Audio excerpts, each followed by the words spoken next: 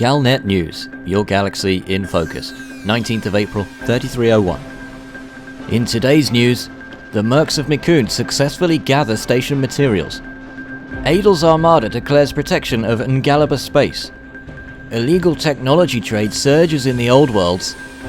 Odyssey expeditions announce Ranger M as figurehead. Astronomical Automotive Association prepares for the launch of fuel drones. And Synteini slave sale honors the Emperor. Our top story today, the Mercs of Mikunn, one of the most prominent groups of organized mercenaries in the galaxy, have succeeded in their bid to collect materials required for a new space station.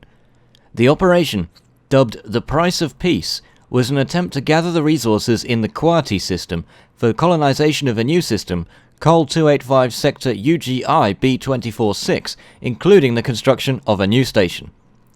The efforts were hampered by fierce pirate activity in the area, due to the high levels of trade in rare metals, and involved groups such as the Dark Armada, who were intent on preventing, or at least delaying, the gathering of construction materials. We understand from sources inside the Mercs of Mikunn that the organization used this as a distraction to draw focus away from their core systems of Mikunn and HR 7327, where they were able to continue their political goals, and HR 7327 is now in the hands of the Dukes of Mikunn, who hold a 50% share of the system's influences, as well as taking over Hiraga Gateway. The pirate activity appears to have been insufficient in preventing the resource acquisition in Quati, and Galnet has learned that this stage of the process is now complete, with all traders involved being paid their fair share. Station construction is a huge proposition, however, and it will be some time before commanders are able to visit their new offering, with construction efforts in the as-yet uncolonized system still to begin. In Federation news, anti-pirating operations against the Tyrannic cartel have ended earlier this week, as the pirate group can no longer sustain operations against the long-time Federation-aligned militia group Adle's Armada, which has sworn to protect new commanders in their home system of Ngaliba against all threats from violent offenders. Murder and pirating of commanders in the Anarchy system was reported to the intrepid and sometimes overzealous Federation group, which acted swiftly to ensure that active pirates were taken care of and neutralized. Since taking care of Tyrannic cartel members in Ngaliba, Adle's Armada leadership issued a decree of protection for all pilots in Ngaliba, Eravate, and Cremain. They state that all pilots, privateers, and murderers are now being dealt with extreme prejudice. In a statement released by Adle's Armada founder, Commander Silk, he stated that, "We will not rest until these systems are safe for all commanders to enjoy." Some news on illegal technology now from the old worlds. Over to Edison Trent. We've had reports coming in this week from correspondents in the old worlds noting a sizable surge in illegal technology being shipped throughout the sector. Details as to the exact nature of the tech are currently sketchy at best. Some eyewitnesses report large shipments of alien weaponry have been passing through several docks in the Lave system. Others have claimed that scientists operating in Reedquat have been experimenting with biomechanical enhancements.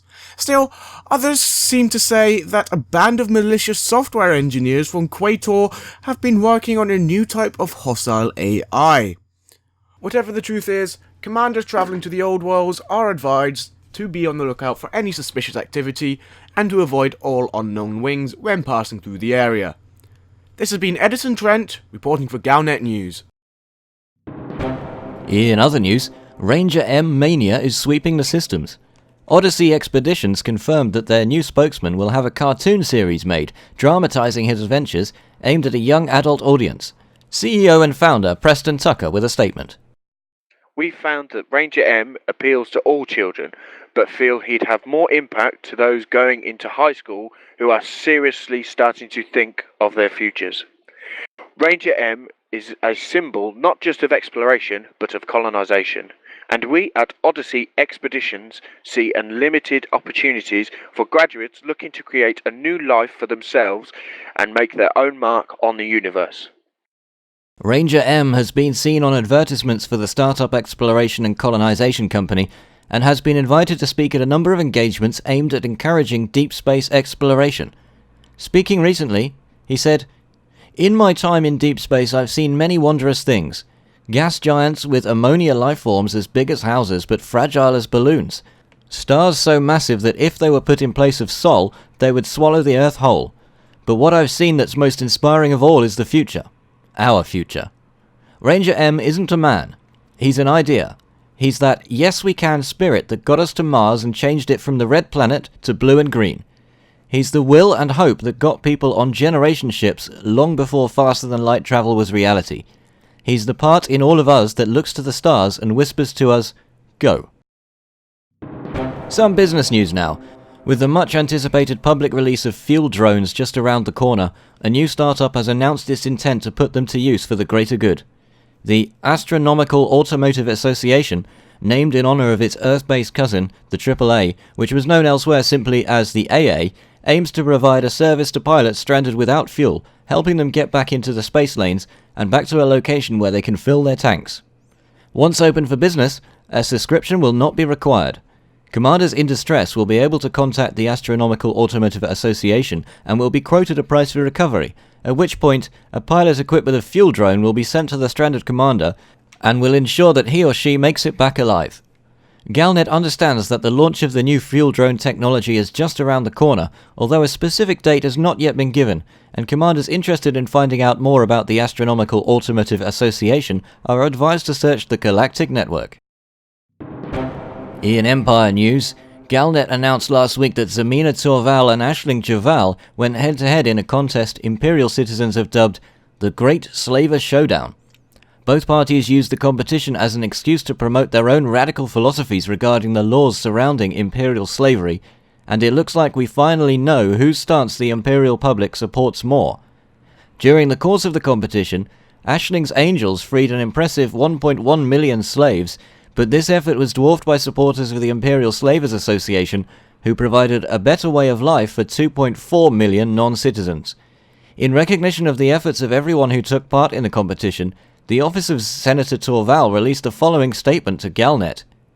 The ISA would like to thank all participants for the overwhelming support shown for the Imperial Slavers Association and the Imperial way of life we represent. Sadly, even our state-of-the-art facilities couldn't get the almost 2.5 million new recruits ready for sale in such a short space of time. However, never let it be said that Zemina Torval does not keep her promises. In honor of the Emperor, for the glory of the House of Duval, and in recognition of all they have done to advance our people and culture, Senator Torval has today authorized the sale of 5 million Imperial slaves to be made available in the markets of Lagerkvist Gateway. 5 million Imperial slaves, 20% off regular retail price, only while stocks last.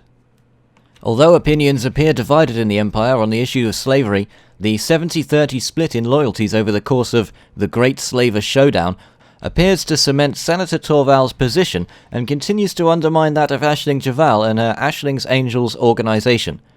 Torval's comments on the glory of the House of Duval clearly reference her admiration of the Imperial line, with the exception of Aisling herself, who stands divided from her heritage on the issue of regulated slavery. This very public victory for Senator Torval marks only the latest squabble between the two figures of power within the Empire, as they continue to fight a series of proxy wars through public events, social media appearances, and press conferences. That's the Galnet news for today. Tune in next time to keep your galaxy in focus.